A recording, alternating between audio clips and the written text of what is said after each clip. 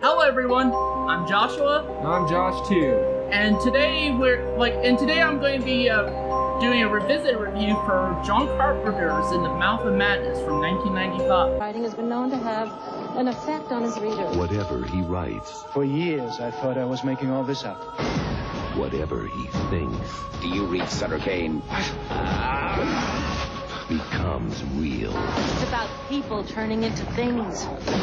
This is not reality. It's all happening for real, Trent. The best film in John Carpenter's career, In the Mouth of Madness. Like the book? Love it. Rated R. Starts Friday at a theater near you. In the Mouth of Madness stars Sam Neill, Julie Carmen, John Glover, and it's directed by John Carpenter. The plot of In the Mouth of Madness is: imagine a novel so overwhelmingly hypnotic, so tremendously horrifying that it paralyzes its audience with fear and turns even its most sensible readers insane. When the author disappears, an insurance investigator hired to find the writer discovers far more than he could ever imagine. Now, before I get into the rest of this review, I would like to say, first of all, is that yes, I did review this movie before. I've seen it, and I reviewed it on my main channel, Blood Moon Productions. Now, I figured, I revisit a lot of my older reviews because a lot of them are older and do not fit with my current style of of reviews and that. Plus, I didn't have this, whole studio set up prior. So there's that, and also too, again, I've seen the movie. This is his first time watching it, and we definitely got some thoughts. So let's get right into them. I really like the plot, especially the whole idea of Hobbs End. I really, Hobbs End was probably my highlight of the movie. So Yeah, I would say that was a pretty cool setting. yeah, And it's also what I like too is I also, just in general dug the story in general. About this private insurance investigator played by Sam Neill. yeah, Kind of going mad. you just start to see him unravel and just go mad, insane. And, that's another thing I dug too in this movie is the actors. Yeah. Especially Sam Neill. When I first watched this movie, at that point in time, and this is still the case, I hadn't seen Sam Neill in anything else aside from the Jurassic Park movies. This was my first film of his beyond that. So, and he's really good. I think he's a pretty good actor, actually. So, he does seem to have quite a bit of range. Yeah. From what I've seen so Yeah. far. So, it was cool to see him in not only a horror movie, but one by one of my idols, John Carpenter. So, but speaking of which, John Carpenter and his direction overall is really good. I love the cinematography. Yeah. Me too. It looks so good on the 4K TV in here. Yeah. So, What did you think of the composition? oh, the score? Oh, the score is fantastic. Yeah. I'd say for me, probably his last iconic score. It was way different than what he usually does. Yeah, his last recognizable iconic score. Because I've seen I only seen one other film that came out after this movie, and that's his movie Vampires that came out in 1998. But I just got done watching that this morning, and you guys will be seeing a review of that at some point from me. He won't be involved in it, unless if he decides to go and watch it then.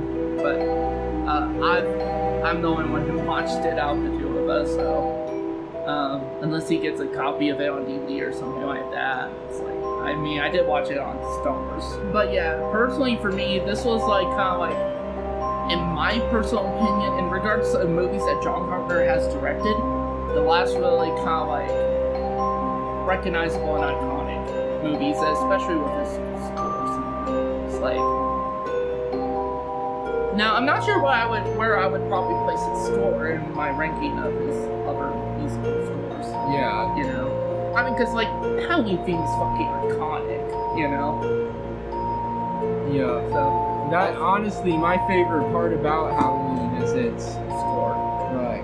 So that's a Yeah. little. Also, the fog is another one. I like this better than the fog. The score. Like the score better. Now, one of the things I do like about with John Carpenter movies is that he takes certain, like, I guess you could say certain topics, like in regards to like adding a social commentary in that, and you know, it's like when he does that, it's like a lot of the stuff he does is like way ahead of his time when he does it. Yeah. Like, I mean, honestly, this film now with its kind of themes and stuff like that is a lot more relevant now Than it was back then. than it was back in 1995. Targeting the subject of, like, crazed fan culture. The fact that a lot of these people seem to treat this stuff as more religion than, you know, entertainment. And yeah, we see that a lot now. I mean, like, just, like, do you guys at all remember the whole, like, Ghostbusters incident for the 2016 remake? I mean, it just was wild. Nobody, like, either loved it or you absolutely despised it, and if you are one of those people who loved it, you attack the people who despised it, and if you're one of those people who despised it, you attack the people who loved it. I mean, like holy shit, these are just movies, crying out. I mean, it's like, come on, people. This is fucking Ghostbusters. Out of all things you guys could fight over, Ghostbusters. fucking Ghostbusters? I mean, I love the original movie, but I'm not going to be like, For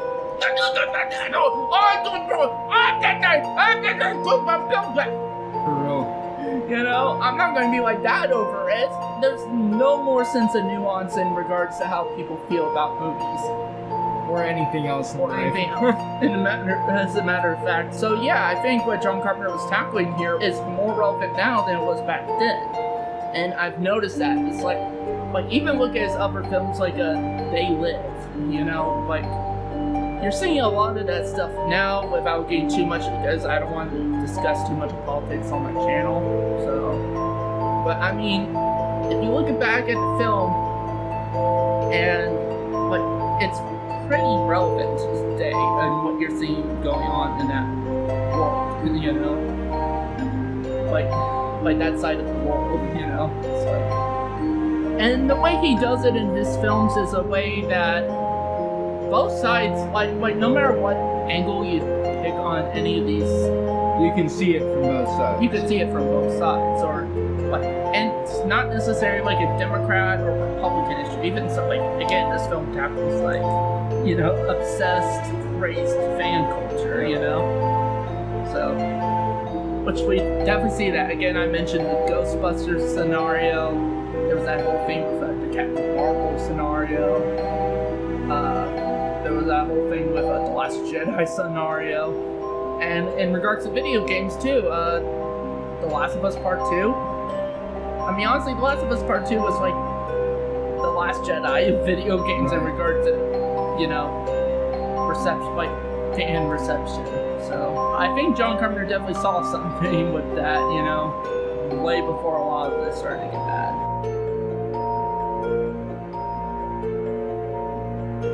Pacing was a bit weird. Yeah, it was weird. It's like, It wasn't all slow and it wasn't all fast. It was like the beginning was so slow, and then the last little, like the last half it goes just slapped you in out the face. insane, Yeah, you know, yeah. it's like, without getting anything away, really. Yeah, it almost feels like you watched two different movies in the one movie. Yeah, and it's like, honestly, for me, how I would have handled the pacing really is, you know, gradually get up to that, you know, instead of it feeling like totally like inconsistent with its pacing, because that's what I feel like it is. And honestly, that was my real only issue I had when I first reviewed this movie, like when I first watched it. Was it? Yeah, was just kind of pacing. I feel like the pacing could be done A bit better. like a bit better. A bit smoother. Yeah, a bit smoother, you know. So, and that's really about it. Other than that, it didn't like necessarily like ruin our experience of the movie per se. It did kind of lower our grade a bit for it, which we'll get that in my rating, which will be right now, I guess. So with that said, I'm going to give In the Mouth of Madness a 4 out of 5 stars. It was 4.5. I mean, I kind of flip back and forth, but for me, it's because of More of a solid 4. It's because of the pacing issue I have, really. If the pacing issue wasn't that bad, even if it has a little bit of pacing issue, then this would definitely be bumped to 4.5. And if that pacing issue wasn't there at all, definitely a 5 out of 5 for me. I really do like the ideas John Carpenter goes with this movie. I like the cinematography, dig the acting. I especially love Sam Neill in this movie.